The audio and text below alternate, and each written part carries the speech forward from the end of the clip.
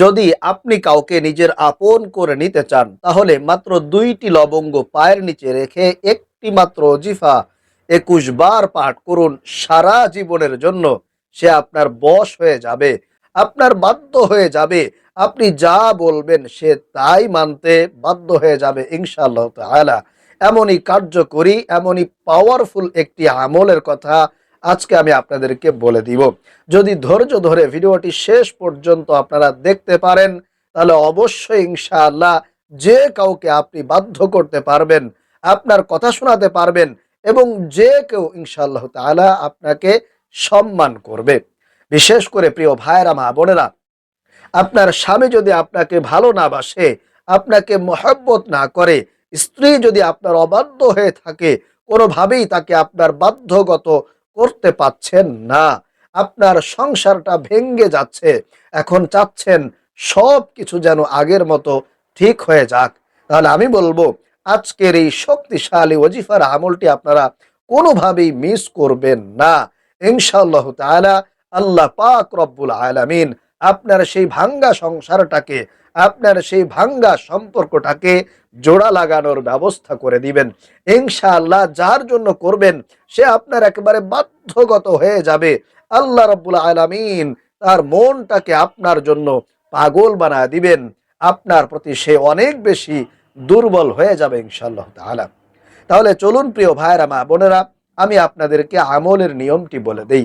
তবে তার আগে বলবো, আপনি যদি আমাদের এই চ্যানেলে নতুন এসে থাকেন তাহলে অবশ্যই দয়া করে চ্যানেলটি সাবস্ক্রাইব করে দিবেন এবং ভিডিওতে একটি লাইক দিবেন। প্রিয় ভাইরা মা বোনেরা, আপনারা জানেন রান্না বান্না করার ক্ষেত্রে কিন্তু লবঙ্গ লাগে, যেটা একরকম নাক ফুলের মতো দেখা যায়। তো 2টা লবঙ্গ আপনারা নেবেন। নেওয়ার পরে সর্বপ্রথম আপনাদেরকে ওযু করে পবিত্রতাটা অর্জন করে নিতে হবে। আর অবশ্যই সুন্দর করে আপনাদেরকে ওযু করতে হবে। আর ওযুর শুরুতে আপনারা বিসমিল্লাহ পড়বেন। বিসমিল্লাহ পড়ে ওযুটা শুরু করবেন ইনশাআল্লাহ। খুব সুন্দর করে একেবারে মনোযোগ সহকারে, কারো সাথে কোনো কথা বলবেন না, যেহেতু আমলটা খুবই গুরুত্বপূর্ণ। এজন্য কারো সাথে কোনো কথাবার্তা না বলে বিসমিল্লাহ সহকারে ওযুটা আপনারা করবেন। ওযু যখন আপনার করা হয়ে যাবে তখন সুন্দর পাক পবিত্র একটি জায়গার মধ্যে দাঁড়িয়ে গিয়ে 2 রাকাত নফল নামাজ আপনাদেরকে আদায় করতে হবে। আপনারা 2 রাকাত নফল নামাজ আদায় করবেন। একেবারে সাধারণ যে নিয়ম আছে, 2 রাকাতে 2টি সূরা সূরাতুল ফাতিহার সঙ্গে আপনারা মিলিয়ে পড়বেন। মিলিয়ে পড়ার পরে উভয় দিকে সালাম ফিরিয়ে জায়নামাজের মধ্যে বসে থাকবেন। বসার পরে প্রিয় ভাইরা মা বোনেরা, সেই লবঙ্গ 2টি যেটা আপনারা সংগ্রহ করেছেন, এই লবঙ্গ 2টি আপনার হাতের মধ্যে নেবেন। নেওয়ার পরে আপনাদেরকে 1 নম্বরে 3 বার ইস্তিগফার পাঠ করতে হবে। নিজের জীবন যৌবনের সমস্ত গুনাহের জন্যে, সমস্ত অন্যায়ের জন্যে, পাপের জন্যে আল্লাহর কাছে আগে আপনাকে ক্ষমা চাইতে হবে, মাফ চাইতে হবে, অনুতপ্ত হতে হবে। আল্লাহর কাছে আপনাদের ওয়াদাবদ্ধ হতে হবে যে আল্লাহ, জীবনে অনেক গুনাহ করেছি, তোমাকে অনেক বেশি কষ্ট দিয়েছি, অনেক অন্যায় করেছি, আল্লাহ মেহেরবানি করে আমাকে ক্ষমা করে দেন। এরকমটা মনে মনে চিন্তা রেখে আপনাদেরকে জবান দিয়ে ইস্তিগফার পাঠ করতে হবে 3 বার। এই ছোট্ট ইস্তিগফারটি আপনারা 3 বার পাঠ করবেন এইভাবে: আস্তাগফিরুল্লাহ ওয়া আতুবু ইলাইহি, আস্তাগফিরুল্লাহ ওয়া আতুবু ইলাইহি, আস্তাগফিরুল্লাহ ওয়া আতুবু ইলাইহি। এই ছোট্ট ইস্তিগফারটি আপনারা শুধুমাত্র 3 বার পাঠ করবেন। এরপরে প্রিয় ভাইরা মা বোনেরা, 2 নম্বরে আপনারা নামাজের দুরুদ ইব্রাহিম 3 বার পাঠ করবেন। এইভাবে আমি আপনাদেরকে একবার পাঠ করে দেখিয়ে দিচ্ছি: আল্লাহুম্মা সাল্লি আলা মুহাম্মাদ ওয়া আলা আলি মুহাম্মাদ কামা সাল্লাইতা আলা ইব্রাহিম ওয়া আলা আলি ইব্রাহিম ইন্নাকা হামিদুম মাজিদ। আল্লাহুম্মা বারিক আলা মুহাম্মাদ ওয়া আলা আলি মুহাম্মাদ কামা বারাকতা আলা ইব্রাহিম ওয়া আলা আলি ইব্রাহিম ইন্নাকা হামিদুম মাজিদ।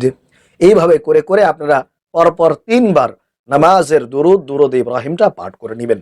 অথবা চাইলে আপনারা একেবারে ছোট্ট দুরুদটাও 3 বার পড়তে পারেন তাহলেও হয়ে যাবে। যদি আপনাদের সময় না থাকে সেক্ষেত্রে একেবারে ছোট্ট দরুদটাও 3 বার পড়বেন। সেটা হলো সাল্লাল্লাহু আলাইহি ওয়াসাল্লাম, সাল্লাল্লাহু আলাইহি ওয়াসাল্লাম, সাল্লাল্লাহু আলাইহি ওয়াসাল্লাম। এই ছোট্ট দুরূদ 3 বার পড়বেন, অথবা নামাজের দুরূদ, দুরূদ ইব্রাহিম পড়বেন যদি আপনার সময় থাকে। নামাজের দুরূদটাই সবচেয়ে বেশি গুরুত্বপূর্ণ, ফজিলতপূর্ণ। তাহলে প্রিয় ভাইয়েরা মা বোনেরা, 1 নম্বরে আপনারা 3 বার ইস্তেগফার পাঠ করবেন, 2 নম্বরেও আপনারা 3 বার দুরূদ শরীফ পাঠ করবেন। তাহলে দুরূদ শরীফ এবং ইস্তেগফার পাঠ যখন আপনার করা হয়ে যাবে, তখন আপনারা যার জন্য এই আমলটি করতেছেন তার কথা চিন্তা করবেন, তার কথা ফিকির করবেন, তাকে কল্পনা করবেন। যদি আপনার স্বামীর জন্য এই আমলটি করে থাকেন, যদি আপনার স্বামী আপনাকে ভালো না বাসে, মহব্বত না করে, আপনাকে দেখতে না পারে, আপনার ভরণ পোষণ দেয় না, খরচপাতি দেয় না, কথা বলে না, সম্পর্ক রাখে না, ওইভাবে আপনাকে সময় দেয় না, তাহলে আপনার স্বামীর কথাটা আপনি মনে মনে চিন্তা করবেন, কল্পনা করবেন। আর যদি আপনার কোনো ভালোবাসার মানুষের জন্য করে থাকেন, আপনার পছন্দের মানুষ, প্রিয় মানুষ, আপন মানুষ, যাকে চেয়েছিলেন আপনি বিবাহ করবেন, যার সঙ্গে আপনার সংসার বাঁধবেন, কিন্তু শেষ পর্যন্ত এসে সে আপনার সঙ্গে প্রতারণা করেছে, এখন আপনার সঙ্গে সম্পর্ক রাখতে চায় না, আপনার সঙ্গে কথা বলে না, যোগাযোগ করে না, ফোন দিলে ফোন ধরে না, এভাবে করে আপনাকে ধোঁকা দিচ্ছে, আপনার সঙ্গে প্রতারণা করতেছে, কিন্তু আপনি চাচ্ছেন, স্টিল নাও এখনো আপনি চাচ্ছেন যে তাকে আপনি বিয়ে করবেন, তার সঙ্গে আপনার সংসার বাঁধবেন, তাহলে ওই মানুষটার নামটা আপনি নিবেন, ওই মানুষটার কথা স্মরণ করবেন, চিন্তা করবেন।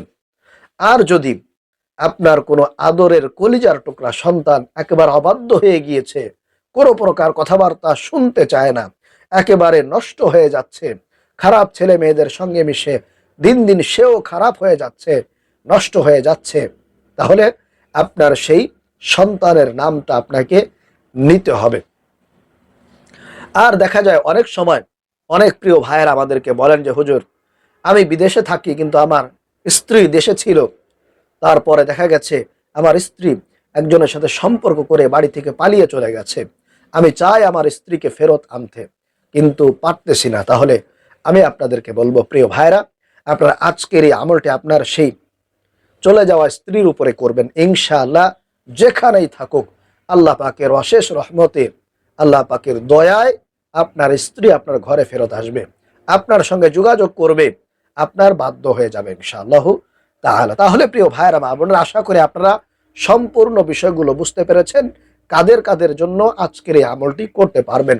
তাহলে যার জন্যই আপনি এই আমলটা করেন না কেন, যার জন্যই আপনি আমলটা করেন না কেন, তার কথা স্মরণ করবেন, তার নাম নিবেন 11 বার, তার নাম নিবেন 11 বার, 11 বার নেওয়ার পরে আপনি একটা লবঙ্গ আপনার হাতের মধ্যে নিবেন, লবঙ্গ একটা, 2টা তো লবঙ্গ আপনি নিয়েছেন, সংগ্রহ করেছেন, 2টা লবঙ্গের একটা লবঙ্গ আপনার হাতে নিবেন। নেওয়ার পরে আপনি যাকে বাধ্য করতে চান, যাকে বশ করতে চান, তার নামটা আপনি 11 বার নিবেন, তার নামটা 11 বার নিয়ে সে লবঙ্গের উপরে আপনি পরপর 3টি ফুঁক দিবেন, 3টি দম করবেন। এইভাবে মনে করেন আমার হাতের মধ্যে সেই লবঙ্গ আছে, আমি যাকে বাধ্য করতে চাই, যাকে বশ করতে চাই, তার নামটা আমাকে 11 বার নিতে হবে, এরপরে সেই লবঙ্গের উপরে আমাকে 3টা ফুঁক দিতে হবে, এইভাবে ছু ছু ছু, তাহলেই হয়ে যাবে।